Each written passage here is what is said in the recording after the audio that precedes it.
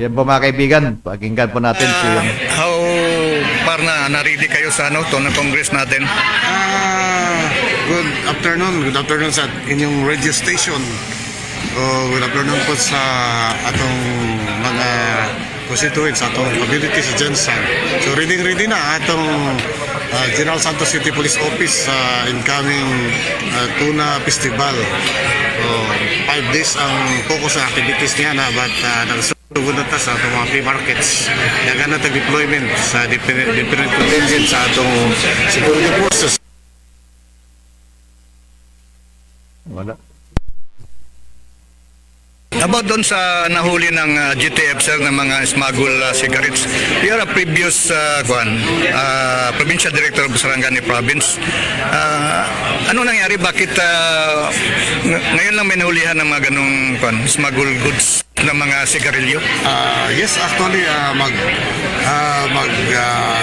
kita niya na sa ni Sir Colonel Aquino sa iyang mga officers para isgutan na mo kay aron masituit nga effective yung kaya itong enforcement sa mga illegal nga kontraband nga usot sa atong lugar sa Jensen kay actually nakadungog ko apan may assumption pero wala ko idea sa dagan sa investigation.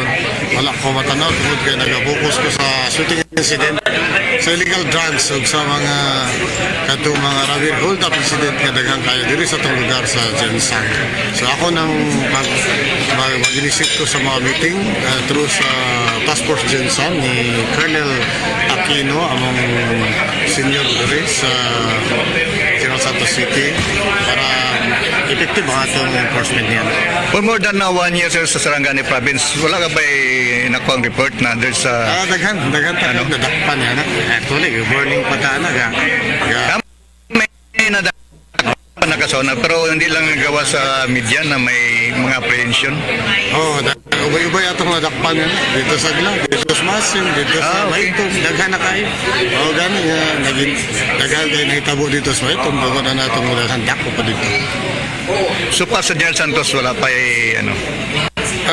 sa akong ikaigon nga ako pag-anhi nagpa-coordinate pa ko sa mga uban nga ahensya nga mututok niya na kay ba kalawag ang atong trabahon sa daghang series of robbery diri for a long period of time 7 years wala man na address so akong i-address na dayon diri para makita gyud nato ang justice nga justice siya ang mga biktima po sa robbery diri o sa shooting incident 41 na ka-insidente sa shooting from January to present day. Okay sir, may mga accomplishment ang MACAR sa mas pag-apprehend kato nga nang hold up sa mga cellphone shops. Apil na usab tong pag-aresto sa mga suspect sa tong alin sa gipatay nga cowboy o alin suspect nga na-aresto sila sa gipatay nga cowboy. Ano sa may masulti ni Mana? Surti kayo kaya nagkakayo mo tabang na ito ng mga tao nga concerned kayo sa itong peace and order. So mga follow-up operations, napi kayo atong mga intelligence personnel, atong operatives. Nagkapan nyo naman suspect. Okay sir, thank you sir. May, ano sa ato may? Yun po mga kaibigan. Yun po mga kaibigan si Colonel Oliver. Medyo bulanon nagbinisaya na lang ta kay parang di tayo magka-lizard. Actually, yung ibig sabihin ng mga ibig sabihin lami ang sabihin. Ang ibig sabihin mga kaibigan, marami na daw nahuli na mga smuggle goods. Ang tanong, hindi man lumabas sa media. Hindi ko rin natanong kung sana yung mga nahuli mga smugglers. Yung mga cigarette siguro nahuli, yung smugglers hindi nahuli. Yun ang katanungan na hindi natin natanong. Kalimutan natin itanong kasi kala natin yung nahuli ng mga smuggle goods, wala man tayong nakitang mga kaso. No? Siyempre, wala tayong magawa kung yun ang kanilang mga depensa, kanilang mga response sa ating interview. Sa kabilang panig may kaibigan, ito po ito Tagalog ito. taga Luzon ito eh. Si Colonel Francisco, ano naman yung kanyang posisyon sa smuggling dyan sa Sarangani Province? Colonel Francisco, pakinggan natin mga kaibigan. Si Colonel Denry Francisco ng Sarangani Province, ang ating provincial director. Sir, status lang ng smuggling, itong cigarette smuggling sa area of responsibility mo, sir? Ano Yes, na ang balita ngayon? Actually, nung bago pa ako mag-assume, isa din yan sa mga priority program namin na labanan nga yung mga anti-smuggling na yan. Sa ngayon, ang isa sa mga ginawa ko, tinas ko agad yung ating mga intel operatives para tutukan kung talagang gaano kalala ang smuggling dito. At sa ngayon, meron naman upon review, may mga nakasuhan na at may mga nahuli tayo. No? So yun, hintayin natin ang mga report ng ating mga intelligence operatives para mapagtuunan natin ng pansin kung talagang kailangan natin i-stop yan. Talagang dapat pigilan natin yan para hindi lumala. At kung sino man ang sangkot dyan, talagang wala tayo sasantuhin. Uhulihin natin yan. Sir, pag may na-involve na PNP personnel, anong mangyayari sa kanila? Diba? Kung ano yung karapatang parusang bibigay sa kanila. Kumbaga, ang batas wala namang pinipili. So, kung napatunayan na sila involved dyan sa mga ganyang smuggling na yan, uhulihin natin sila at ibibigay kung ano yung karapat-dapat na parusa para sa kanila. Okay, thank you, sir. May sasabihin ka pa, sir? Kung sino pa man, no, kung sa mga kababayan natin, kung may mga alam kayo na may mga personality tayo na kilala na mga involved sa mga ganyan, ipagpaalam nyo po ng mas maganda, mas ipaalam nyo sa amin para magawa namin ng karapatang surveillance at mahuli natin kung talagang sila ang mga konektado dyan. Thank you, sir. Yun po mga kaibigan. Yun po mga kaibigan ang interview natin kay Colonel Francisco. Colonel Denry Francisco, ang ating bagong provincial director ng Sarangani Province. Aristuhin ang mga smugglers kung mahuli at ang mga pulis na protector ay kakasuhan. Ayun po sa kanya. Dahil nga sa talamak na smuggling dyan sa Sarangani Province at matagal-tagal na ito, nabanggit nga natin noon na protektado ito ng malalaking tao. Dahil nga yung minsan nahuli itong smuggling na ito ay pinalusot dahil tumawag yung isang impluensyadong tao na palusutin. So, naisip o na-evaluate ng ating mga kapulisan na may protektado ito ng isang malaking tao. At itong mga smuggling na ito ay ibababa nila sa Palimbang tapos idadaan sa Sarangani Province. Yung iba ay dito ipapalusot sa Sarangani Province dito banda sa may area ng Glan, Malapatan at saka sa may dito sa may Kiambata, Maasim. So, area of jurisdiction po ito ni Colonel Francisco. At ngayon ay tinututukan na pinapamanmanan sa mga intelligence officers ng PNP. Isang pulis ang nasangkot at suspect sa na gumagawa ng proteksyon sa nabanggit na smuggling activities diyan sa Sarangani Province at inimbestigahan ngayon ng PNP diyan sa Region 12 ng ating itong police office po natin. Sa sunod po mga kaibigan, ang interview po natin yung sa Joint Task Force na si Colonel Aquino. Yung po nakahuli ng mga ilang van, hindi yung container van na, itong pampasayrong van na pinargahan ng mga karton-karton na smuggle cigarettes.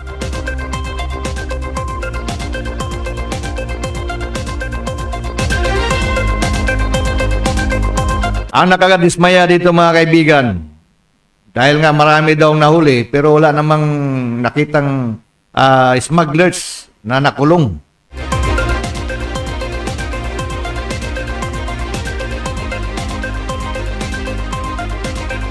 Ito kasing smuggling, ito isang activities ng ating mga smugglers o itong mga negosyante na ayaw magbayad ng taxes at gusto makalikom ng perang malaki at ginansya dahil dito sa kanilang mga smuggling activities at makikita mo naman na paldo-paldo mga kaibigan ng kanilang mga profit dito. Dahil nga wala ng taxes at mura. Siyempre kung may taxes yan, ipapatong yung tax ng ating gobyerno. Tinatawag nating indirect tax. Kaya sabi nga nila, pag ang tao yung nagreklamo, tapos sasabihin na yung taong yung basurero, o sabihin natin walang trabaho, o sasabihin na pag magreklamo sa gobyerno, sasabihin na bakit nagbabayad ka ba ng tax? Hindi ka magtanong mga kaibigan, hindi kayo magtanong ng ganon kasi alam nyo ninyo, basta ang tao nabubuhay hanggang sa kanyang kamatayan, nagbabayad ng tax yan dahil mayroon tayong indirect tax. Yung kinakain natin, yung lahat na binili natin ay may tax na nakapatong dyan. Kaya wag natin sabihin na yung taong walang income tax return ay walang binabayad na tax. Kahit yung nasa sipupunan ng kanilang mga ina ay may tax na yan. Yung mga gatas, mga vitamins na binili ng kanilang mga magulang para sa kanilang mga anak ay may tax na yan. Pati yung mga namatay na may tax na yan. Yung mga kabaong, may mga tax yan. Magbili ka ng tabla, magbili ka ng, ay nak ng tinapa, yung pintura, may tax yan. Yung simento, may tax yan. Paggawa ka ng atawol, paggawa ka ng panjub, para ilibing yung tao, may tax yan. Lahat-lahat may tax. Sabi nga nila, yung tax daw, yung buwis, yun daw ang pinaka-permanente sa buhay ng tao na hindi pwedeng baguhin. Basta nabubuhay hanggang kamatayan, may tax. Ngayon, papasok yung smuggling. Wala na makuha yung gobyerno, wala nang ang pera. Tapos kukunin pa ng mga iba-ibang ahensya ng gobyerno para gawin nilang intelligence fund. Yung intelligence fund, mga kaibigan, inaabuso ng ating mga nasa gobyerno. Dahil nga, ito ay intelligence nga, confidential fund, pati pag-audit, confidential. Hindi malaman kung saan ginagamit, kung nagamit ba ng sakto, dapat ito ay baguhin at gawan ng paraan ng ating pamahalaan kung paano mag-regulate itong intelligence fund na to dahil ito ang ginagamit ng pang-corrupt ng mga taong nasa gobyerno. Lalong-lalo na yung sa matataas na posisyon. Yung mga mayores natin, mga gobernadores natin, pati vice mayor natin, pati vice president may tax, may intelligence pa na. Wala nang anong mangyayari sa mga taong bayan nasa baba. Naghingalo na yung mga nasa baba dahil wala na nga magastos. Wala na silang pirang magamit para sa kanilang mga pang-araw-araw na buhay. Kahit anong gawin nila, mga magsasaka natin, wala na. Sayad na mga kaibigan ang kanilang buhay dahil dito sa mga taong nagsasamantala sa pira ng taong bayan. Mayroon tayong mga kapulisan, mayroon tayong mga PNP. Hindi naman nagtatrabaho. Ang sa kanila ay binabantayan yung kanilang sweldo, yung kanilang sahod monthly. Ano mangyayari sa atin? Tayong nasa mababang sektor ng ating lipunan ay kawawang-kawawa dito sa mga taong nakaposisyon doon sa ating pamahalaan. Dahil nga dito, sa mga nangyayari ngayon, na kanya-kanya na ang mga tao. Maging anarkiya na ba tayo? Wala na ba tayong batas na gagawin? Hindi na tayo susunod sa batas? Wala na ba tayong batas na susundin? Anarkiya na ba? Wala nang batas. Kung sino yung may lakas ng loob, yun ang batas. Oras ating mga kaibigan ay alas 8:45 na. Dito po tayo sa atong barangay. Balik po natin yung batas ng katarungang pang barangay. Itong lupong tagapamayapa. Itong mga barangay justice system natin na dapat baguhin. Ayon po kay Senator Bong Revilla na kailangan ng baguhin yung ating batas diyan sa ating barangay. Dapat na ito sa ilalim ng sa ilalim ito ng ating justice system na yung justice system ng barangay level natin ay bali initiated na ito ng Department of Justice. Kailangan ito i-professionalize. Hindi lang na kahit sino-sino na lang na alipuris dyan na gusto ng kapitan dahil nakatulong sa kanyang pagkapanalo sa eleksyon, kahit walang alam sa batas, kahit malang kay kunting alam malang wala, dahil nga pastor, kung yung pare nga, kung pwede gawing lupong tagapamayapa, kunin nyo ng mga kapitan Oh. Yung pastor, kay maraming tao, magamit niya yung pastor, gawing tig-kampanya sa kanya, sa eleksyon, gawin niyang lupon. Magkano yung lupon? Magkano yung magkano yung tinatanggap nila per hearing? 900 pesos. O ilang oras? Kalahating oras. Kalahating araw. 100 pesos mga kaibigan. 900 pesos. Oh. Isang linggo, isang hearing yan. 900 pesos yan. Mayroon kang mga 3,000 plus sa isang buwan. Oh. Ngayon, ang gusto ni Senador Bong Revilla sa kanyang panukala na gawin itong barangay workers. Oh. Ibig sabihin, hindi na per dime ang kanilang tinatanggap. Mayroon silang mga tinatanggap na sahod galing sa barangay. Walang problema yun. Kahit magsahod ka ng maayos, kung tama naman ang trabaho mo, tama naman yung kwalifikasyon mo, magtanggap ka na 900 pesos kalahating araw. Yan naman yung trabaho mo, wala kang alam. Hindi mo nga ma-reconcile ang mga nag-aaway sa barangay.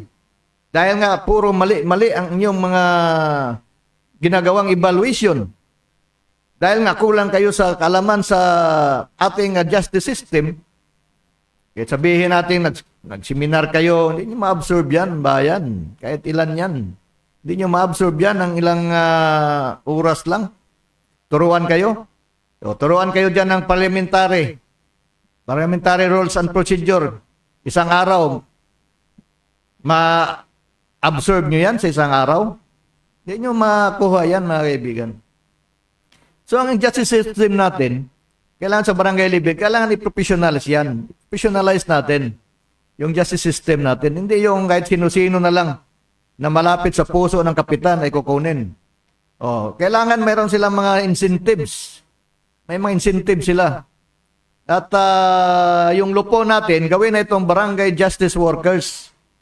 Oh, ayun po sa panukala ni Senador Bong Revilla. Barangay justice workers at itong lupong tagapamayapa ay gawin na lang siyang Barangay Justice Advisory Council. Oh. Yun. Ganun. So, pag iba na yung barangay captain, yung itong Barangay Justice Advisory Council ay hindi ito maalis, hindi ito coterminous na under the bunal ng barangay captain. Kung wala na yung barangay captain, pag balik ng ibang barangay captain, papalitan ito, wala kang magawa. Kung wala ng class sa kayo yung barangay, papalitan ka. Kung dito sa panukala ni Senador Bong Revilla, steady yung nasa advisory council. Itong tinatawag natin na Barangay Justice Advisory Council, yung itong lupong tagapamayapa. Steady ito. At may sarili itong sahod. Saka itong tinatawag nating barangay justice workers. Dahil nga pinag-iabang nga ng itong barangay natin, yung undersecretary na si Leta Dionyo, na naka-budget o naka-savings ng ilang billions yung ating pamalaan dahil dito sa itong barangay system natin. gawin na lang natin itong maayos. Nang sa ganun, ay maayos yung barangay system natin. Hindi yung kung sino lang ilagay ng barangay captain dyan. Kung bubo yung barangay captain, ilagay niya rin bubo rin na lupong tagapamayapa. Oh. Pero yung mangyayari ngayon, yung pagbabago ng ating justice system, ay kailangan dumaan ka doon sa mga eksaminasyon, dadaan ka doon sa karayom ng Department of Justice. Hindi naman sabi na mahirap talaga. Yung malaman ng ating Department of Justice, kasi under ito sa Department of Justice, na may alam ka. Oh, kukuha ka ng exam, kundi, alam mo naman lang yung, kahit alam mo lang yung court procedures o rules of court. Alam mo yung mga revised penal code. Yun naman ang mga kailangan dyan eh. Mga parliamentary rules. Para hindi kayo magkagulo doon sa inyong session, inyong meeting. Ganun lang yun. Pero wala kang alam doon, anong gagawin mo? Ngayon, pag sagutin ka ng complainant, sasabihan mo ng complainant na pilosopo. O, pag hindi ka makasagot sa argumento, ipagsalita ang complainant, hindi mo bibigyan ng kaukulang oras para pakinggan ang kanyang hinanaing o yung sa respondent, both sides, dahil hindi ka nga makaintindi, dahil bubo ka nga, na lupon, gagaya yung lupon dyan sa pupong na bubo dyan dalawa dyan, ano mangyayari? Tumatanggap ka na ng 100 pesos. 900 pesos galing sa pira ng bayan. Tapos wala kang alam. Ibubo ka. Paano yan?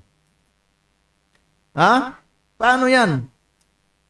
Kaya dapat baguhin na yung barangay, lupo na yan. O katarungan pang barangay. Oh. Okay lang yung makapasok dyan.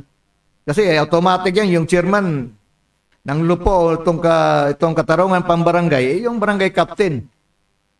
Yung pinili ng tao na barangay captain kung bubo yun, wala tayong magawa kasi pinili siya ng tao. Bahala na yung tao magsuffer dyan. Kasi binuto nila yung bubo ng barangay captain. Ngayon, hindi niya rin alam ano yung paraan ng justice system. Wala tayong magawa dyan. Hands up tayo dyan. Pero itong pagpili ng mga barangay lupong tagapamayapa,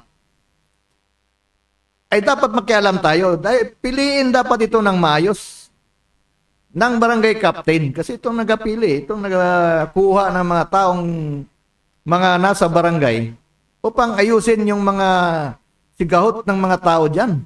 Ayun, ano mangyayari sa atin kung yung justice system natin for 30 years, ganun pa rin. Hindi alam. Hindi alam kung ano yung mga elemento ng kaso. Ano yung elemento ng libel, elemento ng malicious mischief.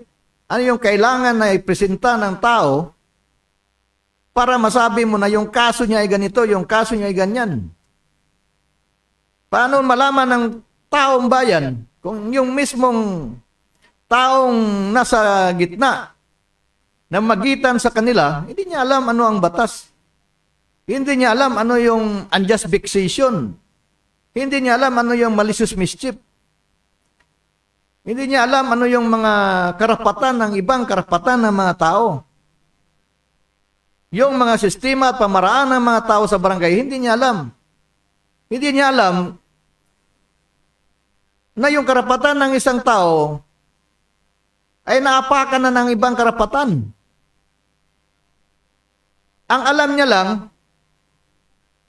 ay magtanggap ng 900 pesos pagkatapos ng session o pagkatapos ng hearing na wala namang mangyayari dahil nga wala ngang alam.